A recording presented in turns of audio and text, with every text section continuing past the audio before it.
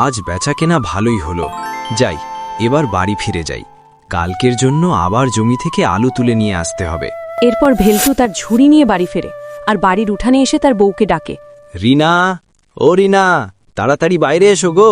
রিনা ঘর থেকে বাইরে বেরিয়ে ভেলটুকে বলে, তুমি এসে গেছো? তা আজকে কেমন বেচা কেনা হলো গো? আজ তাড়াতাড়ি সব আলু বিক্রি হয়ে গেছে, দামও ভালো পেয়েছি। ঠিক তখনই ভেলটুর বাড়িতে, বলি ঠাকুরপো, তুমি আমাকে বললে আলু নাকি খুব ভালো, তা তুমি আমাদের এইভাবে ঠকালে। আমি এই আলু নেব না, আমার টাকা ফেরত চাই।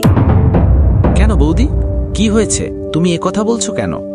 বলি লোক ঠকানো হচ্ছে আমাদেরকে খারাপ আলু বিক্রি করে, আবার বলছো কি হয়েছে? বলি, আলুগুলো একটুও ভালো নয় বাবু, তুমি আমাদের ঠকিয়েছ।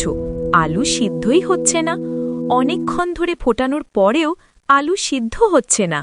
গ্রামের লোকের মুখে এই কথা শুনে ভেলটু খুব অবাক হয়। সে আর কোনো কথা না বলে সবার টাকা ফিরিয়ে দেয়। তারপর গ্রামের লোকজন আবার যে যার বাড়ি ফিরে যায়। কি গো, এমন ঘটনা তো আগে কখনো হয়নি। কালকেই তো আমরা ওই আলু দিয়ে ভাত খেলাম, আলুগুলো ভালোই নরম হয়েছে। কিছুই তো বুঝতে পারছি না গিন্নি, এমন তো হবার কথা নয়। এখন চলো তো, ঘরে চলো, আগে দুমুঠো খেয়ে নাও। এরপর ধীরে ধীরে রাত হয়ে যায়, আর সেই রাতের অন্ধকারে ওই ডাইনি বাঁশবাগানের পথ ধরে গ্রামে প্রবেশ করে। ওই বাড়ির উঠানে দেখছি কতগুলো শুয়োর আছে, আজ আমি এই শুয়োর তুলে নিয়ে যাব। এই কথা বলে ডাইনি ওই শুয়োরের কাছে গিয়ে একটা শুয়োর ধরে। তারপর সে সোজা চলে যায় তার বাড়ির উঠানে।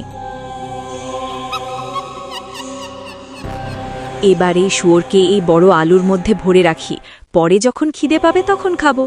এই বলে ডাইনি জাদু করে আলুর ভেতর ভরে দেয়। এর পরের দিন সকালে দেখা যায়, ওমা, আমার একটা শুয়োর কোথায় গেল? কোনো ভামশিয়ালে শুয়োর নিয়ে গেল নাকি? সেই দিন আবার রাত হতেই ডাইনি গ্রামে প্রবেশ করে একজনদের বাড়ির উঠান থেকে দুটো হাঁস ধরে নেয়। তারপর সে তার উঠানে ফিরে গিয়ে একটিকে আলুর মধ্যে ভরে দেয়, আরেকটিকে সে। এর পরের দিন সকালে যাদের বাড়ির দুটো হাঁস চুরি হয়ে গেছে, সেই গৃহস্থ খুব চিন্তায় পড়ে যায়। এমনভাবেই রোজ রাতে গ্রাম থেকে হাঁস মুরগি উধাও হয়ে যেতে লাগলো। তাই গ্রামবাসীরা ঠিক করে রাতে একজন করে পাহারাদার পাহারা দেবে।